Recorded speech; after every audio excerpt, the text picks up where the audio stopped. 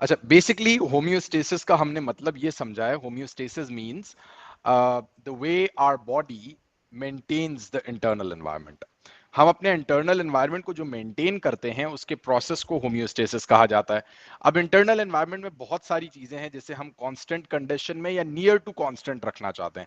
Exactly एक particular value पे हम मेंटेन नहीं कर सकते किसी चीज को। So there is a very narrow range of things जो हम मेंटेन कर रहे होते हैं। For example, if we talk about the temperature, generally our body temperature is around 37, 37, 37.5, 38, 38.5, may be 36, 36.5 हमारा टेम्परेचर रह सकता है।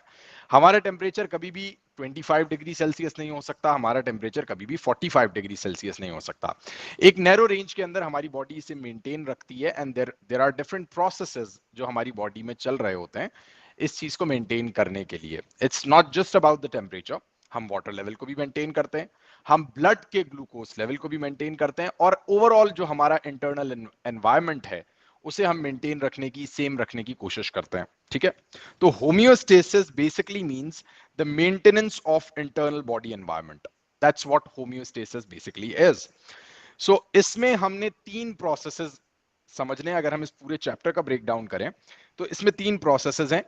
सबसे पहले आपका टेम्परेचर है, मेंटेनेंस ऑफ टेम्परेचर आएगा। हायर टेम्परेचर पे आपकी बॉडी किस तरह से उसे वापस नीचे लेकर आती है, लोअर टेम्परेचर पे किस तरह से आपकी बॉडी उसे वापस ऊपर लेकर जाती है। तो how do you maintain the temperature of your body, number one. Number two, water level. Now, in this part, water level के अंदर we talk about the complete process of excretion, and in this excretion we don't talk about carbon dioxide या perspiration. We are basically talking about the formation of urine, because the maintenance of water is basically, the osmoregulation is basically done by your kidneys. तो हम kidney का complete function इस particular हिस्से में समझते हैं। और तीसरा हिस्सा इसका होता है maintenance of blood glucose, maintenance of blood glucose. Now, इन सारी चीजों का एक पर्टिकुलर, एक सेट पॉइंट होता है, टेम्परेचर का एक सेट पॉइंट है। जब वो उस सेट पॉइंट से ऊपर जाता है, माइनर एडजस्टमेंट्स करके हम उसे वापस नीचे लाने की कोशिश करते हैं, जब वो नीचे जाता है उसे ऊपर लाने की कोशिश करते हैं, और ये कॉन्स्टेंटली चल रहा है। ऐसा नहीं है कि जब कभी टेम्परेचर ऊपर जाएगा, वो हर वक्त चेंज हो रहा है। आपके रूम का टेम्परेचर कभी भी, या नॉर्मली आपकी बॉडी टेम्परेचर के बराबर नहीं होता। नॉर्मली आपका रूम टेम्परेचर आपकी बॉडी टेम्परेचर से कम होता है। आप 25 डिग्री सेल्सियस पे, 20 डिग्री सेल्सियस पे, या 27 डिग्री सेल्सियस के रूम टेम्परेचर पे बैठे हुए हैं, लेकिन आपकी बॉडी का टेम्परेचर 37 है। तो आपकी बॉडी में ऐसे कौन से प्रोसेसेस चल रहे हैं जो आपके टेम्परेचर को नीचे नहीं आने दे रहे हैं, वो हमने समझना है।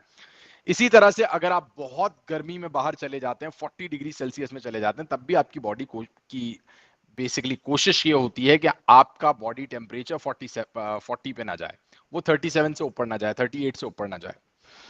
इसी तरह से वाटर लेवल है, आपकी बॉडी में आप बहुत ज्यादा लिक्विड इनटेक करें या आप फास्टिंग कर रहे हैं और बिल्कुल लिक्विड इनटेक नहीं कर रहे, दोनों सूरतों में आपकी बॉडी की कोशिश ये होगी कि लिक्विड का जो लेवल है, वाटर का जो लेवल है आपके ब्लड के अंदर, उसे मेंटेन किया जाए। और इसी तरह से ब्लड ग्लूकोज है, ब्लड ग्लूकोज का लेवल जो है वो आप right after you have had your meal, आपका ब्लड ग्लूकोज लेवल बढ़ जाता है, लेकिन उस ब्लड ग्लूकोज लेवल को भी मेंटेन किया जाता है। और इसी तरह से इन बिटवीन द मील्स, जब आप खाना नहीं खा रहे, जब आप कोई एक्सरसाइज कर रहे हैं, जब आप normally even day to day functions carry out कर रहे हैं, तब भी आपका जो ब्लड ग्लूकोज लेवल है वो आहिस्ता आहिस्ता ड्रॉप होता रहता है। एक सेट पॉइंट से नीचे जब वो जाता है तो आपकी बॉडी कुछ प्रोसेसेस इनिशिएट करती है जिससे आपका ब्लड ग्लूकोज लेवल दोबारा से मेंटेन कर दिया जाता है। ये तीन चीजें आपने मेंटेनेंस की एनिमल्स की बेसिकली पढ़नी है, आप यूं समझ लीजिए, या मैमल्स की पढ़नी है। और एक लास्ट हिस्सा इसका है जिसमें हम प्लांट्स में होम्योस्टेसिस देखते हैं। ये पूरा चैप्टर का ब्रेकडाउन है। सबसे पहले आप मेंटेनेंस ऑफ टेम्परेचर देखेंगे, फिर मेंटेनेंस ऑफ वाटर लेवल देखेंगे, फिर मेंटेनेंस ऑफ ग्लूकोज देखेंगे, और लास्ट चीज आप होम्योस्टेसिस इन प्लांट्स देखेंगे। ये टोटल हमने इस चैप्टर के अंदर कवर किया है। आप टेम्परेचर से स्टार्ट करते हैं। होम्योस्टेसिस की डेफिनेशन आपको पता चल गई, कोई भी चीज अपने सेट पॉइंट से ऊपर जाती है तो उसे आप नीचे लेकर आते हैं, नीचे जाती है तो ऊपर लेकर आते हैं। एक्चुअली हम जो चेंज आया है उस चेंज को रिवर्स कर रहे हैं, जो चेंज जिस तरफ आ रहा है हम उसके नेगेटिव कर रहे हैं, इसीलिए इसे नेगेटिव फीडबैक कहा जाता है। अगर चेंज पॉजिटिव आया, कोई चीज इंक्रीज हुई है, हम उसे डिक्रीज करने की कोशिश करेंगे ताकि वो सेट पॉइंट पे वापस आ जाए।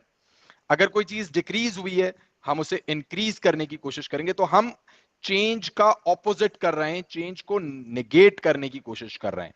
That's why this mechanism is called negative feedback. अगर ऐसा हो कि कोई चीज बढ़ रही है, आप उसे मजीद बढ़ा दें, तो वो कहलाएगा पॉजिटिव फीडबैक।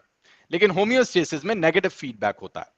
कोई चीज बढ़ती है, हम उसे कम करने की कोशिश करते हैं, कोई चीज कम होती है, हम उसे बढ़ाने की कोशिश करते हैं। यहां पर 4 चीजें लिखी हुई हैं, आपने 3 चीजों को इन डिटेल पढ़ना है, टेम्परेचर, वाटर लेवल और glucose level in the blood. जो चेंज है उसे हम स्टिमुलस कहते हैं, ऐसा चेंज जिसे आपकी बॉडी डिटेक्ट कर सके। कोई भी ऐसी चीज जिसे आपकी बॉडी डिटेक्ट करे और उस पर रिस्पॉन्ड करने की सलाहियत रखती हो, हम उसे स्टिमुलस कहेंगे। लाइट आपके लिए स्टिमुलस है क्योंकि आपकी बॉडी उसे डिटेक्ट कर सकती है। आपकी आंखों में रॉड्स एंड कोन्स रिसेप्टर्स हैं, रेटिना में, जो बेसिकली लाइट के रिसेप्टर्स हैं, और वो रेटिना पे ही इमेज बनता है रॉड्स एंड कोन्स की वजह से। लाइट से बनता है इमेज। लाइट जब किसी ऑब्जेक्ट को स्ट्राइक करती है, उससे रिफ्लेक्ट होकर आपकी आईज में जाती है, तो आपके रेटिना पे एक इमेज बनता है। Rods and cones are the receptors which basically would receive the light as stimulus, and through the optic nerve it would be transmitted to the brain in the form of electrical impulses. That's what you will study in the next chapter as well, coordination, how the nerve impulses are being transmitted around your body. Similarly, कोई आवाज है, sound, इसके receptors आपके कानों में मौजूद हैं, जिसे हम हेयर सेल्स कहते हैं। वो रिसीव करते हैं, ब्रेन को ट्रांसमिट करते हैं इंपल्सेस। तो स्टिमुलस कोई भी ऐसी चीज है जिसे आपकी बॉडी डिटेक्ट कर सकती है। अब वो टेम्परेचर भी हो सकता है, प्रेशर भी हो सकता है, टच भी हो सकता है। कोई आपकी स्किन पे टच करता है, आपको पता चलता है क्योंकि आपने उसे डिटेक्ट किया, वो आपके लिए स्टिमुलस है। आपको भूख लगती है, आपको प्यास लगती है, वो भी स्टिमुलस है। तो स्टिमुलस कोई भी ऐसी चीज है जिसे आपकी बॉडी डिटेक्ट कर सकती है और उस पर रिस्पॉन्ड भी कर सकती है। तो स्टिमुलस, हम कह रहे हैं कि स्टिमुलस है चेंज। इस केस में ये चेंज आपके इंटरनल एनवायरनमेंट में भी हो सकता है। मिसाल के तौर पर अगर हम टेम्परेचर की बात करें, तो आपकी स्किन पे जो टेम्परेचर है वो बाहर से आ रहा है, एक्सटर्नल एनवायरनमेंट से आ रहा है। when the room that you're sitting in becomes hotter, the receptors under your skin, the temperature receptors under your skin would be able to feel that. They would be able to detect the change in temperature, and that would be transmitted to your central nervous system through nerve impulses, because you have receptors which are connected to the sensory neurons. So under your skin you have receptors which are connected to the sensory neuron, and the sensory neuron would obviously be transmitting the impulses to your central nervous system, brain and spinal cord. Hence you can detect, feel, and then respond to the stimuli. Stimuli would be the plural of stimulus. So the change that you can detect is stimulus, which is then transmitted to your nervous system. As I've given you one example, कि आपका external stimulus क्या आ रहा है, कि temperature increase हुआ, आपके surrounding का temperature increase हुआ, जो आपकी स्किन पे फील हो सकता है। स्किन के नीचे रिसेप्टर्स हैं टेम्परेचर के। अच्छा, इंटरनल एनवायरनमेंट के अंदर भी ये चेंज आता है। आपका blood constantly, the blood is being monitored by your hypothalamus, the temperature and the water level. It has the thermoregulatory center for temperature, and it has the osmoregulatory center for water level in the blood as well. So your hypothalamus is constantly monitoring your blood for changes in temperature and for changes in water level as well. So any stimulus, external or internal, would reach your nervous system. Your nervous system or your brain or your spinal cord, they would initiate processes to bring that change back to the original state, to reverse that change. For example, if the temperature gets higher, your body would start perspiring. You would start sweating. That is one way to cool down your body. Many other processes can also initiate depending upon कि कितना long term temperature का change रहता है, उसके according आपकी body adjust करती है। आपके मैकेनिज्म्स आपकी बॉडी के चेंज होते हैं, मेटाबॉलिज्म चेंज होता है, स्वेट ग्लैंड्स की एक्टिविटी चेंज होती है, इवन आपके ब्लड वेसल्स की डायमीटर चेंज हो सकता है इस पे। when you are in high temperature environment, more blood will be supplied to your skin so that you lose the heat. by conduction. So that is called negative feedback. The processes that are initiated by your body to reverse the change, all those processes are collectively called negative feedback, so that the change can be reversed and the normal level can be achieved again. This is a simple flow chart जिससे आपको पता चलता है कि किस तरह हमारी body किसी भी चेंज को रिवर्स कर रही है. एक जेनरिक फ्लो चार्ट है. यही जेनरिक फ्लो चार्ट एक दूसरे तरह से आपको यहां पे नजर आ रहा है. स्टिमुलस है, रिसेप्टर ने उस स्टिमुलस को डिटेक्ट किया, सेंट्रल नर्वस सिस्टम तक ट्रांसमिट हुई इंपल्सेस, सेंट्रल नर्वस सिस्टम ने करेक्टिव मैकेनिज्म, ये वही नेगेटिव फीडबैक है, करेक्टिव मैकेनिज्म इनिशिएट किया जो आपके इफेक्टर पे अप्लाई होता है.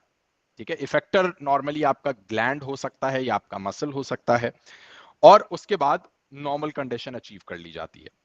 ये एक जेनरिक फ्लो चार्ट है जो आपने वाटर लेवल के लिए भी याद रखना है, टेम्परेचर के लिए भी याद रखना है, ब्लड ग्लूकोज लेवल के लिए भी याद रखना है. अब टेम्परेचर से स्टार्ट करते हैं, जो सबसे आसान है. हाइपोथैलेमस में आपका थर्मोरेगुलेटरी सेंटर है. दो तरह से डिटेक्ट कर रहे हैं टेम्परेचर की चेंज को. एक तो आपकी स्किन के नीचे जो रिसेप्टर्स मौजूद हैं, when you are sitting in a hotter room, the receptors under your skin would detect the change in temperature. It would be transmitted to your central nervous system through the sensory neuron. That's how your nervous system is informed. That's how the hypothalamus will be informed. Secondly, the hypothalamus is measuring or monitoring the blood itself directly. क्योंकि blood hypothalamus में भी जाता है. Hypothalamus खुद से monitor कर सकता है blood के temperature को.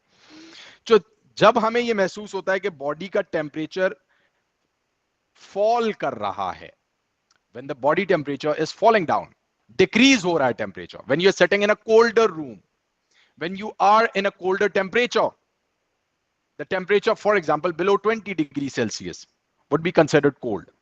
So in that temperature, you may get goosebumps, hair erection होती है. अब ये hair erection अगर आप humans के लिए सोचें तो बहुत ज्यादा productive नहीं है, लेकिन जो hairy mammals हैं उनके लिए बहुत ज्यादा प्रोडक्टिव है, क्योंकि पूरी बॉडी जो है उनकी वो बालों से भरी हुई है. For hair erection basically means that they will be trapping a small thin layer of air around their skin. Imagine this is the skin and these are the hair. Hair erection हुई, a small layer of air, a very thin layer of air would be trapped inside these hair. Now air, if you know, is actually a bad conductor of heat. So your internal heat will be contained inside your body. In colder temperatures, all you want is to contain the heat. All you want is to not lose the heat that is being produced by your body. आप गर्म कपड़े क्यों पहनते हैं, आप मोटे कपड़े क्यों पहनते हैं? वो कोई हीट जनरेट नहीं कर रहे आपके लिए, वो आपकी बॉडी की हीट को आपकी बॉडी के अंदर कंटेन करते हैं. That's it. जो हीट आपकी बॉडी प्रोड्यूस कर रही है, हम उसे सिर्फ कंटेन करना चाहते हैं. That is the purpose. So hair erection is particularly suitable for hairy mammals. It happens in humans too, but it is not as productive. Hair erection would trap a thin layer of air around the skin. That would be basically a bad conductor of heat. So the heat inside our body will be contained. आसानी से loose नहीं होगी. लेकिन ये एक method है. दूसरा method है vasoconstriction. Now vasoconstriction means, let's imagine this is the skin. Okay, vasoconstriction और vasodilation के कॉन्सेप्ट को समझने के लिए आपको शंट वेसल का पता होना चाहिए. Shunt vessel is an alternate pathway. When you want less blood to be supplied to your skin, when you want your skin to get less blood, the shunt vessel would dilate. The muscles in the shunt vessel would relax and the shunt vessel would dilate, while this would constrict. This vessel would constrict.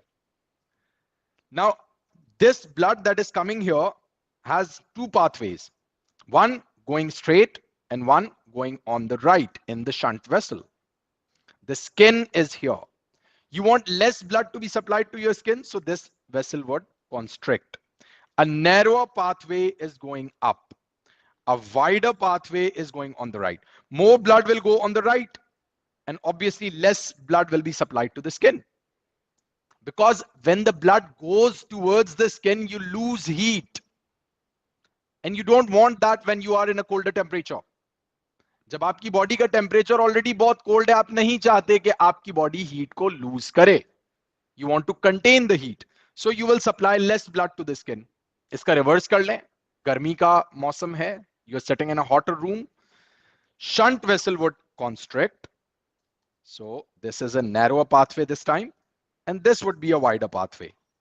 So more blood will go towards the skin, less in the shunt vessel. More blood supplied to the skin, so you can lose the heat. Conduction, convection, radiation के concepts आपको पता होंगे। अच्छा, तीसरी चीज जो colder temperature में होती है, the sweat glands become inactive. You don't want to produce sweat. Now, you do produce sweat when the temperature is hotter around you or your body temperature rises, so that when the sweat evaporates, it would take away the heat from your skin, from your body. Just like transpiration in plants, जब आपकी body का temperature भी ज्यादा होगा, transpiration gives the cooling effect to the plant. Just like that, when the sweat evaporates, it gives cooling effect to your body. That's why you sweat. Perspiration का reason क्या है? ताकि आपकी बॉडी को कूल डाउन किया जा सके। Last, high metabolism. High metabolism. Now metabolism includes all the processes. Metabolism में हीट प्रोड्यूस होती है, रेस्पिरेशन आप देखें, एनर्जी प्रोड्यूस हो रही है। Heat is a form of energy. This is how actually you maintain your temperature, you produce heat. So ज्यादा respiration होगी तो ज्यादा हीट प्रोड्यूस कर सकेंगे आप, और ज्यादा रेस्पिरेशन होने के लिए आपको ज्यादा डाइजेशन करनी पड़ेगी, ज्यादा फूड चाहिए होगा, ज्यादा ग्लूकोज चाहिए होगा, रेस्पिरेटरी सबस्ट्रेट्स भी जाहिर है ज्यादा चाहिए होंगे, तो इसलिए सर्दियों में थोड़ा सा कंपैरेटिवली ज्यादा खाया भी जाता है गर्मियों के मुकाबले में। सख्त गर्मी में आपको भूख भी कम लगेगी, सर्दियों में आपको ज्यादा भूख लगेगी, क्योंकि आपका मेटाबॉलिज्म सर्दियों में ज्यादा तेज होता है, ताकि आप ज्यादा हीट प्रोड्यूस कर सकें, ताकि आपकी बॉडी को गर्म किया जा सके। बिल्कुल इसका ऑपोजिट यहां पे देख लें आप, हेयर लोअरिंग होगी, वेजोडाइलेशन जो मैंने अभी आपको एक्सप्लेन किए, स्वेटिंग होगी और लो मेटाबॉलिज्म होगा। अच्छा, इसके बाद हमारा जो नेक्स्ट पार्ट है जिसमें हम वाटर लेवल को मेंटेन करते हैं, उसमें हमने एक्सक्रीशन के पूरे प्रोसेस को समझना है। अब एक्सक्रीशन वैसे तो हम कहते हैं किडनीज में, बेसिकली किडनीज एक्सक्रीटरी ऑर्गन है ना, लेकिन अगर मैं इन जनरल एक्सक्रीशन की बात करूंगा तो excretion includes all the metabolic waste being removed from the body, that includes carbon dioxide as well. लेकिन जब हम एक्सक्रीटरी सिस्टम की बात करते हैं, we particularly talk about the urinary system, we refer to the urinary system, and the urinary system includes, there are 4 components. अगर आप urinary system को देखेंगे तो 4 components हैं urinary system के, kidneys, ureter, bladder, urethra. There are 4 components of urinary system: kidney, ureter, bladder, urethra. Kidney, ureter, bladder, urethra, remember that. Kidney is considered as the main organ that produces urine, but it's not the kidney itself actually. It's the unit that is working inside the kidney. It's called nephron. So each kidney is basically composed of many nephrons, and each nephron is producing small droplets of urine. It is filtering the blood and producing some urine. All the urine from all the nephrons will be connected in the renal pelvis eventually, that is taken by the ureter into the bladder. Bladder is a muscular bag where it would be contained for a while, and at the end of the bladder there is a muscle called sphincter muscle. Here, right here, there is a muscle called sphincter muscle. It is a circular muscle which relaxes to allow the urine to pass out of the body. Now, why do you want to produce urine? Number one, to maintain the water level, but more importantly, to excrete the nitrogenous waste substances. That's the only way you excrete the nitrogenous waste. What's the nitrogenous waste? Anything that contains nitrogen. That includes urea, uric acid, and creatinine. So let's first understand how these substances are produced in your body. Then we will see how the nephron functions. So there are 3 main nitrogenous waste substances, among which urea is the most important one. सबसे ज़्यादा आपकी body में urea ही होता है. Urea is produced by deamination. The extra amino acids का amino group remove कर दिया जाता है in the liver. The process is called deamination, ताकि rest of the molecule can be used for respiration. Energy produce करने के लिए इसे यूज किया जा सके. amino group is removed. Now amino group, when it is removed, it is converted into ammonia, NH3, which is highly toxic. Ammonia वो gas है जो टीयर गैस में यूज की जाती है, शेलिंग में यूज की जाती है. It's highly toxic. You can't even contain it for a while in your body. So it will be immediately converted into something else, a comparatively less toxic product. So this ammonia basically reacts with carbon dioxide to produce urea. This is urea. ये वो process है जिससे urea बनता है आपकी body में. Deamination produces ammonia, which then reacts with carbon dioxide immediately to produce urea. That's the first nitrogenous waste product. The second one is uric acid, which is produced by the breakdown of purines. Purines and pyrimidines are nitrogenous bases in your nucleic acid, in your DNA. So adenine and guanine, the larger nitrogenous bases, adenine and guanine are purines. Larger because they have two rings. When you look at the structure of adenine and guanine, they have two rings. Cytosine and thymine, on the other hand, would have one ring. They are called pyrimidines. Cytosine and thymine are pyrimidines. Okay. So adenine and guanine are broken down to form uric acid. Uric acid जो है ये purines के breakdown से बनता है, fatty acid के breakdown से नहीं बनता, अमीनो एसिड के ब्रेकडाउन से नहीं बनता. ये याद रखना है आपने. तीसरा प्रोडक्ट नाइट्रोजीनस वेस्ट क्रिएटिनिन है. आपके मसल्स में कांस्टेंट एनर्जी की रिक्वायरमेंट होती है. मसल्स जब भी कॉन्ट्रैक्ट करेंगे, आप कोऑर्डिनेशन में पूरा मॉडल पढ़ेंगे, इसे हम स्लाइडिंग फिलामेंट मॉडल कहते हैं. नेक्स्ट चैप्टर में आप पढ़ेंगे स्लाइडिंग फिलामेंट मॉडल, जिसमें आप ये देखेंगे कि आपके मसल्स किस तरह से कॉन्ट्रैक्ट होते हैं और कहां पे एनर्जी की रिक्वायरमेंट होती है. आपके मसल्स जब भी कॉन्ट्रैक्ट होंगे उन्हें एनर्जी चाहिए होगी. विदाउट एनर्जी वो कॉन्ट्रैक्ट नहीं हो सकते. तो एटीपी की कांस्टेंट रिक्वायरमेंट है, एनर्जी की कांस्टेंट रिक्वायरमेंट है. लेकिन क्योंकि एटीपी हमारे पास कोई इतनी ज्यादा तो हम बना के रखते नहीं है. यूनिवर्सल एनर्जी करेंसी एटीपी है, लेकिन वो इतने ज्यादा कंटेंट में बनाई नहीं जाती. वो बार बार हम बनाते रहते हैं constantly. As we speak right now our body is making and using ATP. Muscles के पास एक बैकअप होता है एनर्जी का, जिसे हम कहते हैं क्रिएटिन फॉस्फेट. एक बैकअप ये है क्रिएटिन फॉस्फेट. जब भी क्रिएटिन फॉस्फेट, देखें सिंपल कॉन्सेप्ट क्या है, when the bonds are broken down the energy is released. तो एटीपी की बॉन्ड्स जहां पर एडेनिन के साथ 3 फॉस्फेट ग्रुप्स हैं, अगर एक फॉस्फेट ग्रुप को रिमूव किया जाएगा, बॉन्ड ब्रेक की जाएगी, तब भी एनर्जी रिलीज होगी. क्रिएटिन फॉस्फेट की बॉन्ड ब्रेक डाउन होगी, तब भी एनर्जी रिलीज होगी. तो ये बैकअप है. एटीपी यूज अप हो गई, क्रिएटिन फॉस्फेट को ब्रेक डाउन करो, उससे एनर्जी रिलीज होगी, मसल्स उसको यूज करेंगे. मसल्स को एनर्जी तो मिल गई, लेकिन ये जो क्रिएटिन है, अगर हमारे पास इतनी एनर्जी मौजूद है तो हम इसे दोबारा से क्रिएटिन फॉस्फेट में कन्वर्ट करेंगे. अगर नहीं, मतलब कुछ हिस्सा इसका दोबारा से क्रिएटिन फॉस्फेट में कन्वर्ट हो जाएगा और कुछ हिस्से से creatine would be converted into creatinine, broken down into creatinine. Creatine is broken down into creatinine. 3 nitrogenous waste product, urea, uric acid and creatinine, कैसे प्रोड्यूस होते हैं ये आपको समझ में आ गया. 4 कंपोनेंट्स हमारे यूरिनरी सिस्टम के समझ में आ गए. अब हम वर्किंग देखेंगे नेफ्रॉन की. ये है नेफ्रॉन. हमें labelling, identification of every part of nephron बहुत अच्छे से आनी चाहिए. देखें इसमें नेफ्रॉन ये है जिसे मैं इस वक्त हाईलाइट कर रहा हूं. This is nephron. ये इसके ऊपर जो है ये ब्लड वेसल्स हैं. ये जो पूरे नेफ्रॉन को रैप कर रही हैं ये ब्लड वेसल हैं. ये बड़ी ब्लड वेसल है जिससे ये बन रहा है और ये बन रहा है. इस बड़ी ब्लड वेसल को हम कहेंगे, इस बड़ी ब्लड वेसल को हम कहेंगे renal artery, the artery that supplies blood to the kidney. Renal artery, and this would obviously be the renal vein. Labelling का एक तरीका आपको समझा देता हूं. वैसे खैर यहां पे जैसे लाइंस लगी हैं ऐसी लाइंस लगा के आप लेबलिंग में एरो हेड्स यूज नहीं करते. जब एक्चुअली आप पिक्चर को लेबल कर रहे हैं, डायग्राम को लेबल कर रहे हैं, तो एरो हेड्स यूज नहीं करते. कभी भी लाइंस जो हैं वो क्रॉस नहीं करनी चाहिए. आप एएस में से देख कर आ चुके हैं ऑलरेडी. तो यहां पर ये पहला हिस्सा है renal artery. A is renal artery and C is renal when.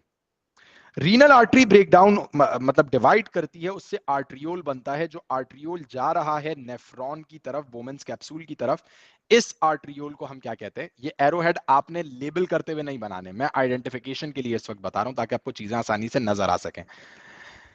ये है afferent arteriole, which is comparatively wider in diameter comparative to what? To this. This is called efferent arteriole.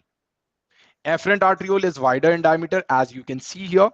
Wider in diameter, narrower in diameter. In between, this is a bunch of capillaries that you can see here. This is called glomerulus. The bunch of capillaries on top of Bowman's capsule is called glomerulus. Then efferent arteriole basically goes back, divides into many branches, wraps around the nephron for reabsorption, selective reabsorption होगी यहाँ पे, और finally it would open into the renal vein. तो जो भी reabsorb हुआ वो renal vein के जरिए से हार्ट में चला जाएगा, आपके ब्लड स्ट्रीम में दोबारा आ गया। Renal artery is the one supplying the blood to the nephron, renal or kidney. Renal vein is the one taking the blood away from the kidney towards the heart. ये पहला हिस्सा जो बोमेंस capsule है, this is called the बोमेंस capsule. इसे renal capsule भी, renal corpuscle भी, कहीं ना कहीं आप पढ़ सकते हैं, ये नाम भी आ सकते हैं, लेकिन कॉमन नेम सबसे बोमेंस कैप्सूल है।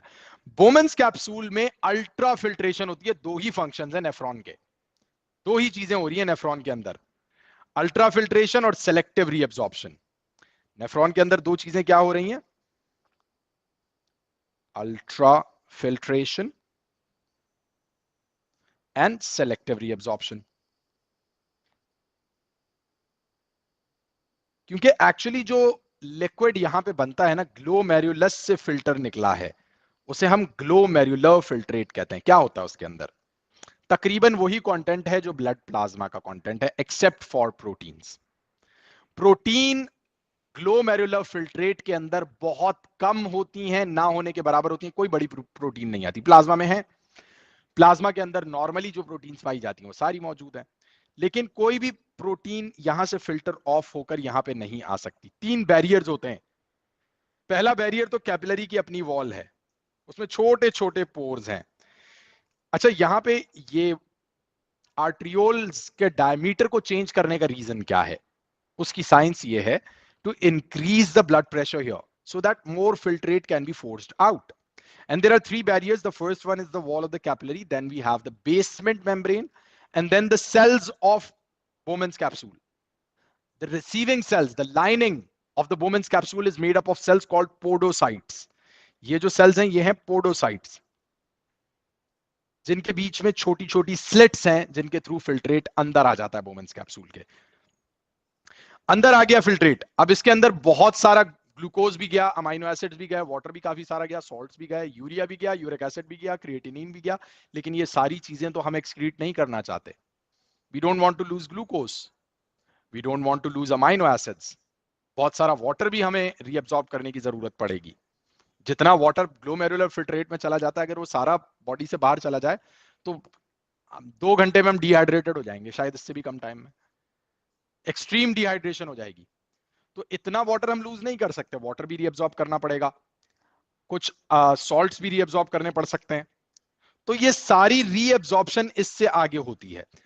Right after Bowman's capsule reabsorption start होती है, जिसे हम सेलेक्टिव रीअब्सॉर्प्शन कहते हैं, until the very end. Even in the this duct which is called the collecting duct, collecting duct के अंदर भी रीअब्सॉर्प्शन हो रही है। ये पहला हिस्सा जो नजर आ रहा है आपको right after Bowman's capsule, this is called the proximal convoluted tubule, और last convoluted tubule is called the distal convoluted tubule. Proximal convoluted tubule और PCT, proximal, and this is the distal convoluted tubule. इन दोनों के बीच में है loop of Henle, और ये final हिस्सा है कलेक्टिंग डक्ट का। अच्छा, अब हम नेफ्रॉन के इस स्ट्रक्चर पे आते हैं। आपको नजर आ रहा है afferent arteriole, efferent arteriole, glomerulus, यहां से फिल्ट्रेट निकल रहा है। फिल्ट्रेट में क्या है? Glucose, amino acid, salts, water, urea, uric acid, creatinine. सारे तो वेस्ट प्रोडक्ट्स नहीं है इसमें। अमाइनो एसिड तो हम लूज नहीं करेंगे, ग्लूकोज लूज नहीं करेंगे, तो सारा अमाइनो एसिड और ग्लूकोज यहां पे रीअब्सॉर्ब हो जाता है प्रोक्सिमल कन्वोल्यूटेड ट्यूब्यूल के अंदर। कैसे? यहां पे फिल्ट्रेट बन रहा है, 3 बैरियर्स आपको नजर आ रहे हैं। सबसे पहला ये रेड कलर का कैपिलरी की वॉल है, ब्लू कलर बेसमेंट मेम्ब्रेन है और येलो कलर पोडोसाइट्स हैं। ये 3 बैरियर्स हैं। ये तीनों बैरियर्स यहां पे आपको दोबारा नजर आएंगे, कैपिलरी की वॉल, बेसमेंट मेम्ब्रेन और पोडोसाइट्स। इन तीनों को क्रॉस करके फिल्ट्रेट बोमेंस कैप्सूल में एंटर होता है। अगर आप कंपैरिजन देखेंगे तो जो चीजें प्लाज्मा में थी वही तकरीबन वही चीजें आपको ग्लोमेरुलर फिल्ट्रेट में नजर आती हैं, except for this plasma proteins नहीं जाती, क्योंकि बेसमेंट मेम्ब्रेन जो सबसे इंपॉर्टेंट बैरियर है वो प्लाज्मा प्रोटीन्स को पास नहीं करने देता। सेलेक्टिव रीअब्जॉर्प्शन स्टार्ट होती है। पहला हिस्सा प्रॉक्सिमल कन्वोल्यूटेड ट्यूब्यूल है, यहां पे सेलेक्टिव रीअब्जॉर्प्शन होगी। अब सेलेक्टिव रीअब्जॉर्प्शन एक्टिव ट्रांसपोर्ट से होती है।